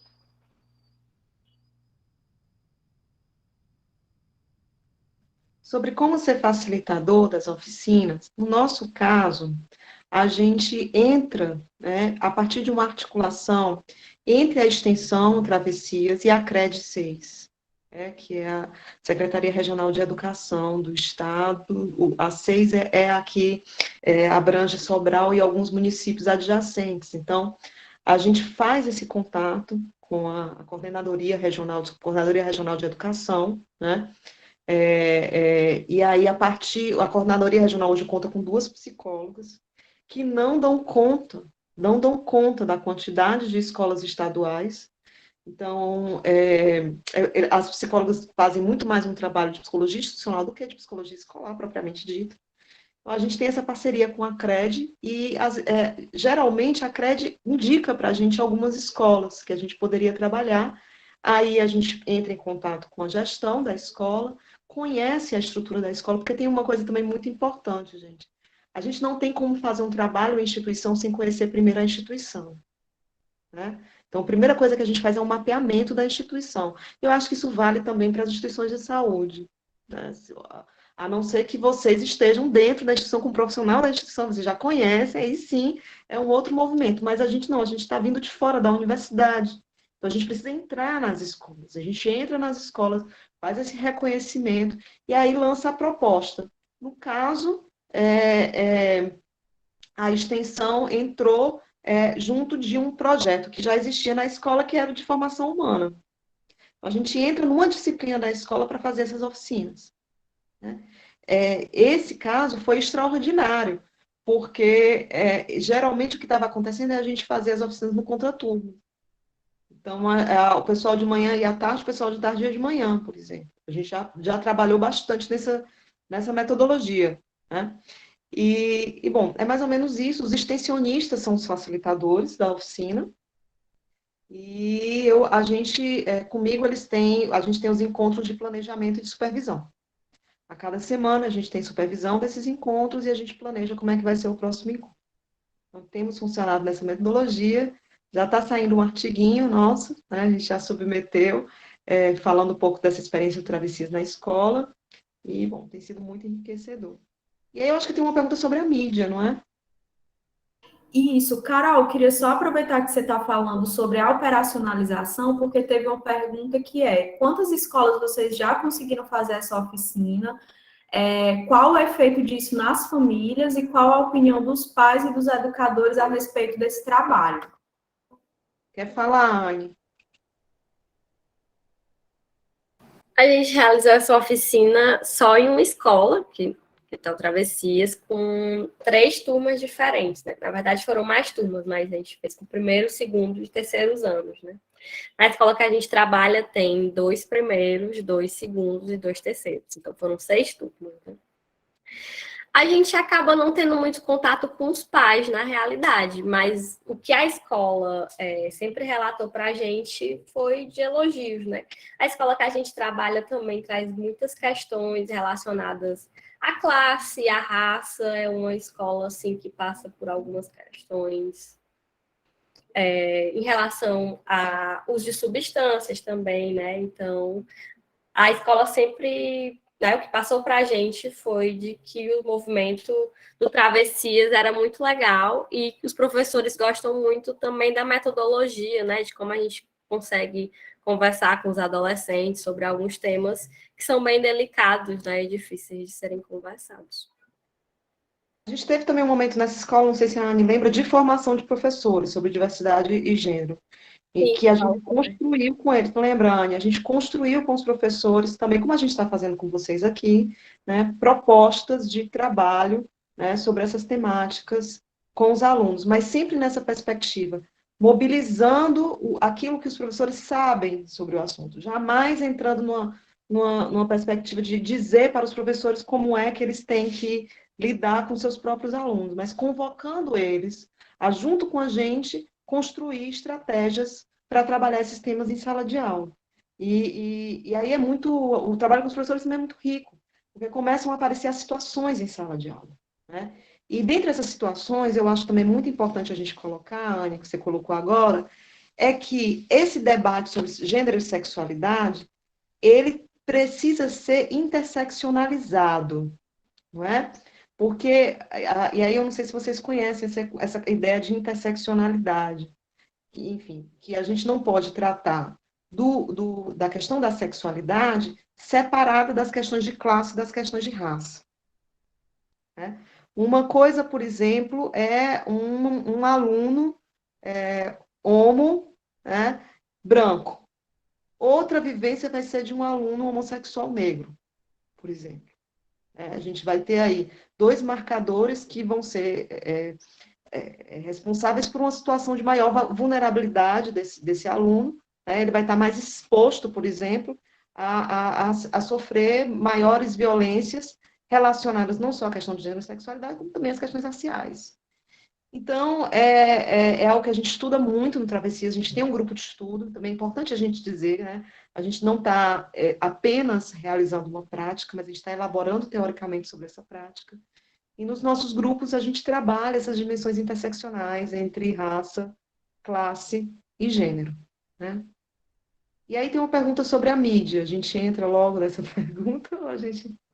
Pronto, acho que essa pergunta da mídia, tanto você, a Anne, quanto o Henrique podem responder, né? Acho que a opinião de todos seria bem interessante, que é qual o papel da mídia na discussão desse tema.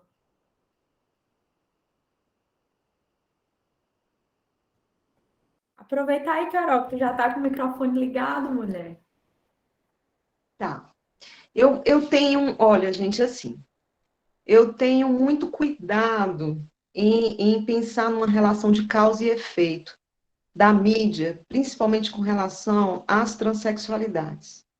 Porque esse argumento ele tem sido utilizado para desqualificar e deslegitimar as identidades trans, né?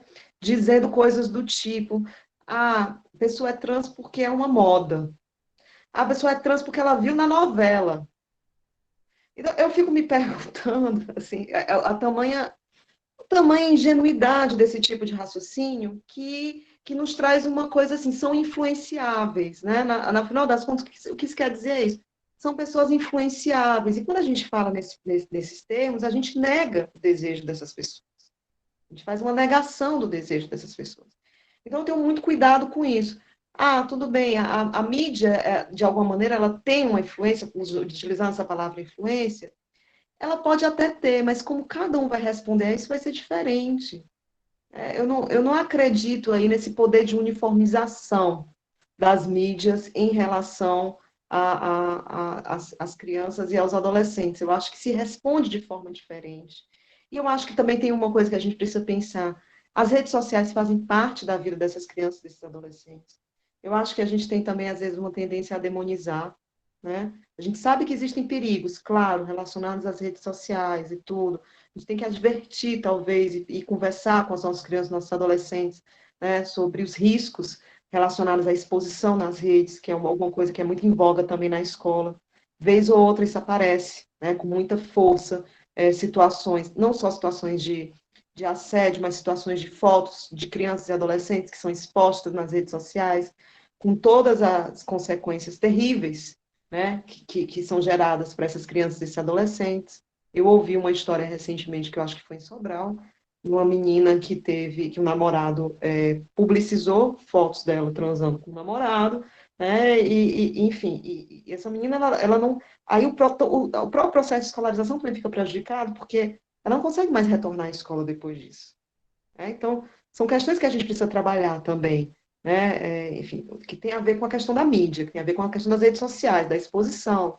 Então, tem esse lado, mas tem um outro lado também, que a linguagem deles é uma linguagem que vai ser atravessada pelas redes sociais.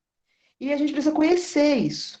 A gente precisa saber o que é que está acontecendo. Qual é o debate da Luísa Sonza lá no Instagram, para conseguir acessar, falar na mesma língua que esses jovens. Né? Então, eu acho isso muito, muito bom. Precisa saber, precisa ver a novela que tem uma pessoa trans, precisa, né, para conversar sobre isso. Né? Ou seja, para a gente entrar numa perspectiva que é menos moral, talvez, menos moralista, né? Menos nesse sentido, não vejam isso ou aquilo, não assistam a novela, né? Ou, enfim, mas entrar um pouco no universo, na realidade desses jovens, até para que a gente possa ajudá-los a se proteger diante desses riscos que eu coloquei para vocês, que envolvem exposição, né, que envolvem violências, que envolvem homofobia, racismo declarados, né, enfim, tudo isso que a gente tem aí de péssimo acontecendo, né, nas mídias e nas redes sociais. Mas eu queria ouvir também um pouco o que o Henrique acha disso e a Anne.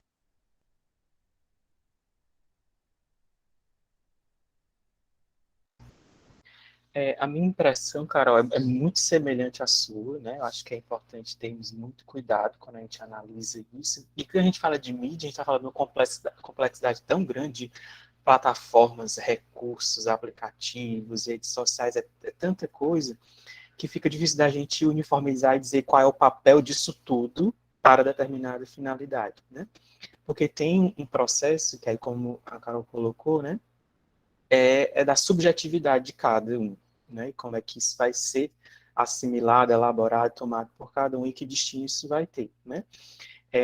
Então, assim, eu corroboro tudo que a Carol falou e eu trago aqui só essa ideia, seguindo aí do que ela também pontuou, por último, das mídias enquanto um recurso que potencializam catastroficamente fenômenos como o cyberbullying, né?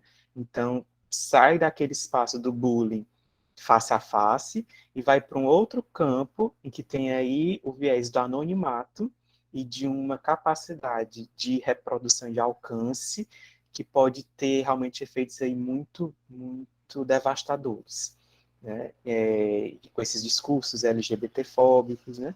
Então, tem correntes aí muito distintas e que podem tanto ser promotoras quanto destruidoras, assim, de subjetividades, de processos psíquicos, né? Então, acho que a gente precisa tomar muito cuidado em relação a isso. O que se conversa é que, pensando nisso, de novos referenciais, né? Porque até então o que a gente via em novelas, filmes, desenhos, etc., era muito personagens ou histórias que representavam a heterossexualidade, e que aí, mais recentemente, a gente vê cada vez mais inclusão de personagens LGBTQIA+, e o quanto, inclusive em desenhos animados voltados para crianças mesmo, e o quanto que isso impacta as famílias, as escolas, e a preocupação com isso de influenciar, etc., né?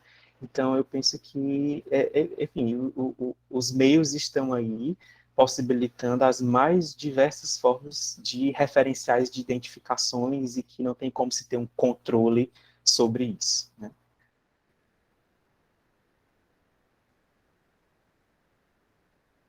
Anne, você queria complementar alguma coisa?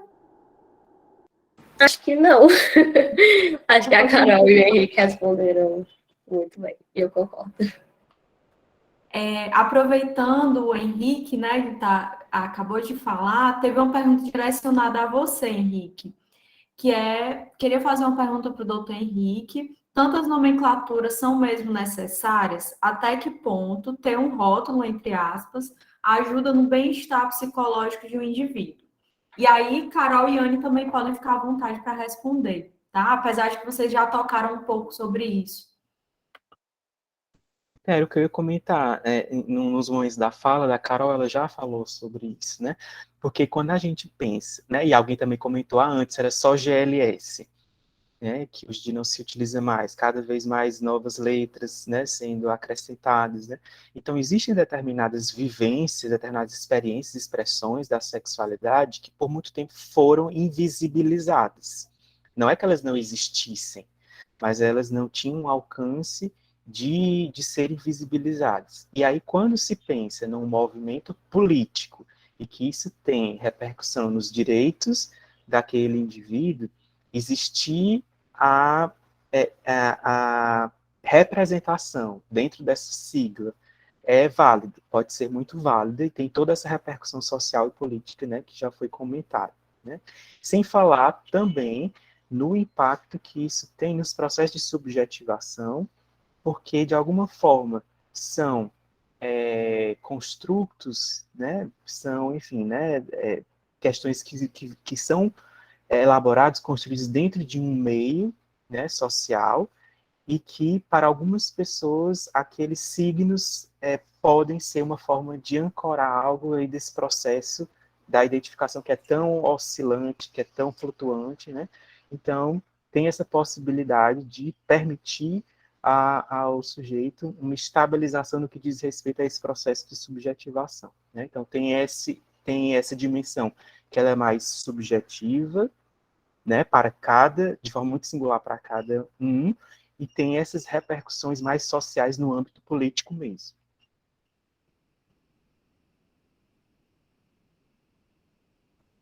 Carol e Anne, vocês querem complementar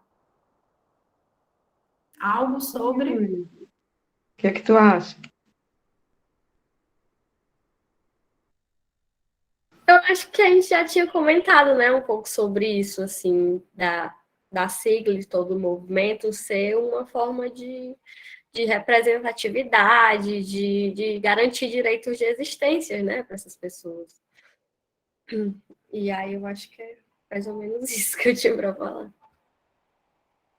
O Matheus comentou: fico bastante satisfeito com esse encontro e com todo o conhecimento. Desenvolvi meu TCC sobre o movimento de despatologização das travessias de gênero e a cada encontro como esse, vejo o quanto ainda tenho a aprender sobre essa temática. Parabéns. Queria só deixar uma citação da Lin, que muito me instigou no período que eu estava produzindo meu TCC. A citação é: se o que eu tenho é um transtorno de identidade de gênero, então eu sinto, afirma que eu irei ser o meu próprio transtornar.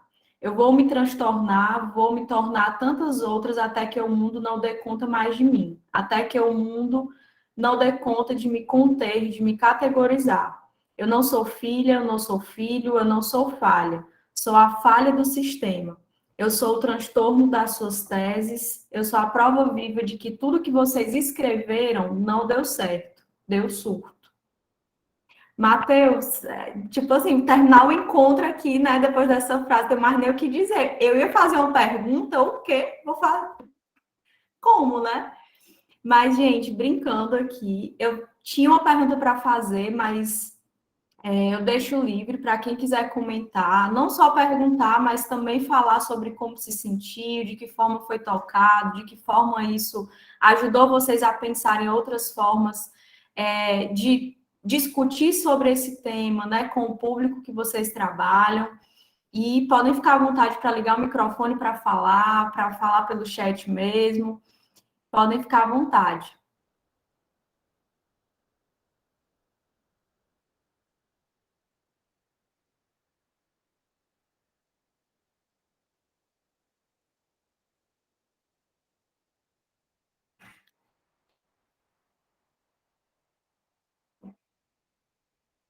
Esse silêncio quer dizer que ninguém mais tem algo a dizer?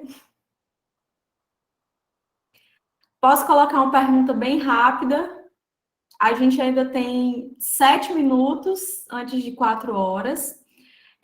Tem um artigo de uma autora chamada Carol Leão e da Cristina Poli, né, que é um artigo que eu gosto muito, inclusive, que se chama Transsexualidade, Norma Sexual, a Psicanálise e os Estudos Queer. E aí, nesse artigo, e é uma pergunta, né, que eu queria fazer, porque a Carol, ela joga essa pergunta no final do artigo e ela não responde. E aí, olha que a chance de perguntar para a Carol e de também perguntar para o Henrique, para a Anne sobre isso.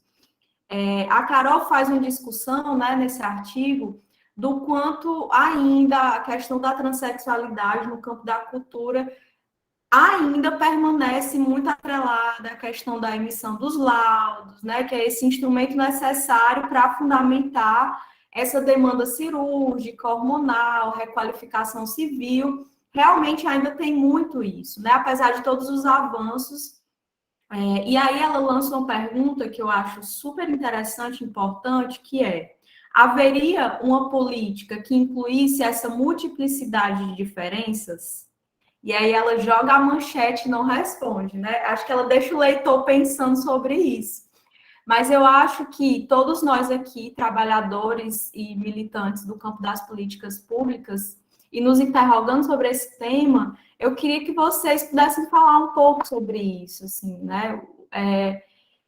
Enfim, possibilidades para essa resposta que eu tenho tentado responder ainda, Carol.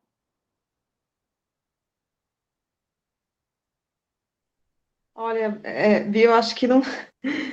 Eu não sei, na verdade, é por isso que eu acho que eu coloquei a pergunta e não coloquei a resposta, porque eu acho que não tem, né? Porque eu acho que quando a gente trabalha com políticas públicas, de fato, né, a gente está trabalhando, e com direitos humanos, a gente vai trabalhar com categorias que são universalizáveis, sim, não é? Porque a gente precisa mobilizar essas categorias para movimentar a política.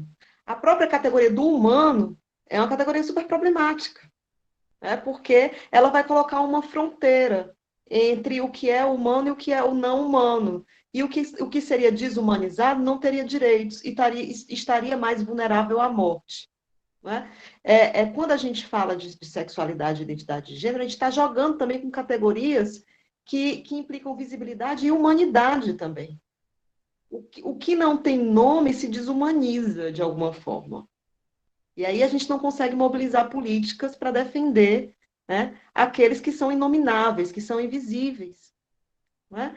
Então, a minha pergunta, quando eu lancei essa questão nesse artigo, eu acho que eu desenvolvi um pouco mais. Tem um outro artigo que eu super recomendo, né, aquela que vai fazendo merchan por si próprio, né, que são as contribuições da psicanálise para o campo da política. O nome do artigo é Quem Seria o Mais Um? Eu estava trabalhando com o dispositivo do cartel na época, mas que eu faço algumas considerações sobre psicanálise política. Que esse artigo vai ter relação com essa pergunta, porque é assim, quando a gente pensa no campo da política, a gente está sempre pensando na questão da inclusão, né? De incluir dentro de uma normativa que é pré-estabelecida, ou seja, a gente pensa no campo da unidade, né, normativa. Por exemplo, vou dar um exemplo bem prático sobre isso. A luta dos homossexuais com relação ao casamento, que é uma coisa super polêmica, né? Porque há quem diga que os homossexuais estão querendo, com essa luta pelos direitos civis do casamento, não tensionar o que é o casamento enquanto normativa, mas se incluir dentro de uma normativa que já está existente, que é hétero. Vocês estão vendo? Então, a gente inclui as pessoas homossexuais dentro de uma perspectiva, dentro dessa coisa do casamento, a gente inclui dentro da normativa hétero. Mas aí vai sempre ficar alguma coisa de fora, vai se perguntar, e as pessoas trans? A gente consegue incluir as pessoas trans? E aí a gente inclui as pessoas trans. Tá, mas e as relações não monogâmicas? Vocês estão vendo? Tem sempre alguma coisa que é do campo da diversidade que vai ficar fora da norma. Por isso que é tão difícil a gente pensar numa política da diversidade, uma política da diferença, se a gente trabalha sob o paradigma da norma e da inclusão. O que a gente precisa, então, levantar como questão são as fronteiras da normativa. A gente precisa tensionar as fronteiras da normativa, né? E se perguntar, o que é a sexualidade? O que é o gênero? O que é a identidade? Né? O que é o casamento? O que é a parentalidade? O que é ser mãe? O que é ser pai? Não levantar questões que são muito basilares, né? Mas que talvez movimentem a política em outras direções. Não sei se eu não respondi, eu confundi ainda mais. Né? Acho que o Ricardo está colocando aqui algumas questões no chat. Ricardo, beijão para você, bom lhe rever.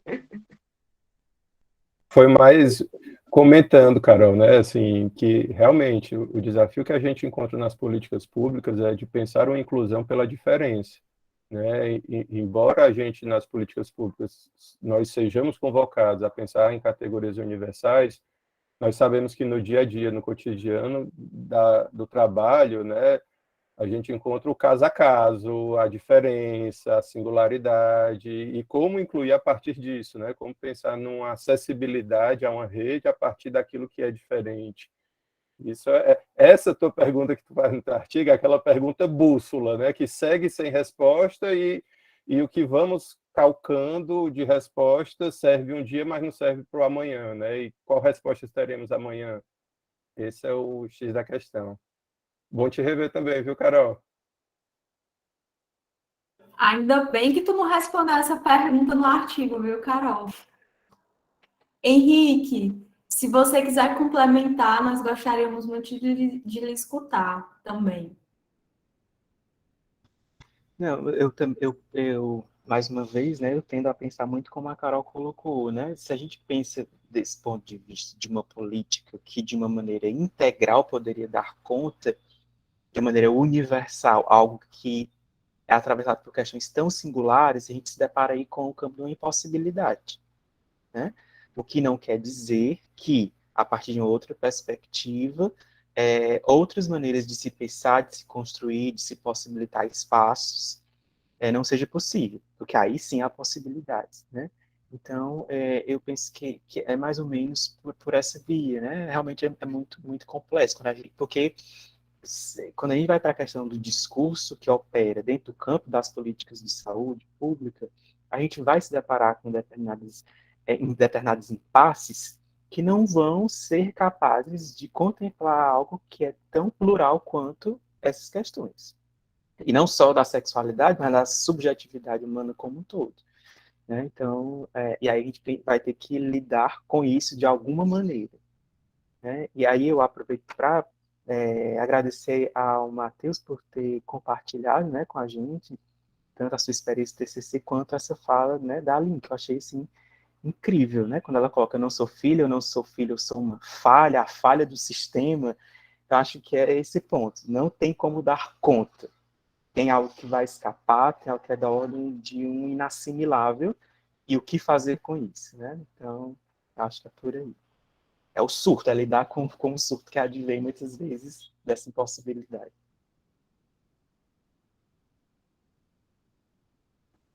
Ser mulher.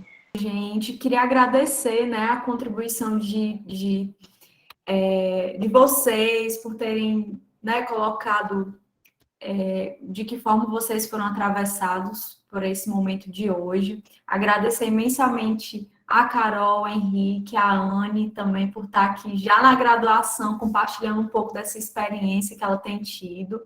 Muito bom lhe escutar, viu, Anne? É muito bom lhe rever, Carol, que a gente só se vê aí nos momentos pontuais. O Henrique, que eu estou conhecendo hoje. Prazer imenso poder dialogar com vocês. Espero que a gente tenha outros momentos e outras oportunidades para estar dialogando sobre isso. É um tema complexo, pensar isso no campo das políticas públicas é mais complexo ainda, então espero que a gente tenha outros momentos, né? Porque tem pano para manga. Agradecer a todo mundo que está aqui, que falou, que contribuiu. Só lembrar para vocês que na semana que vem o nosso encontro vai ser com a Andréa Guerra, e aí a gente se vê para, enfim, dialogar sobre isso. Se eu não me engano, a temática da semana que vem é sobre racismo, né, Ricardo? Você me relembra aí a temática bem direitinho, que eu estou sem a programação aqui.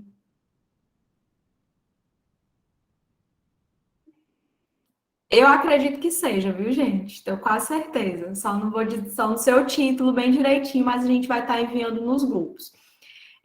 Depois a gente vai enviar algumas referências que o Henrique, que a Carol e a Anne vão mandar, para que a gente possa estar lendo e estudando algumas temáticas. E qualquer coisa, estamos nos grupos de tutoria para o que vocês precisarem, qualquer dúvida. Anne, Henrique, Carol, beijo. Beijo para todo mundo que estava aqui assistindo. Obrigado. Até semana que vem, gente. Tchau, pessoal. Super obrigada. Tchau, Henrique. Prazer em conhecer. Muito prazer, Carol, prazer, Anne. Muito obrigado. Tchau. Obrigado, Tchau, Beatriz. beijo.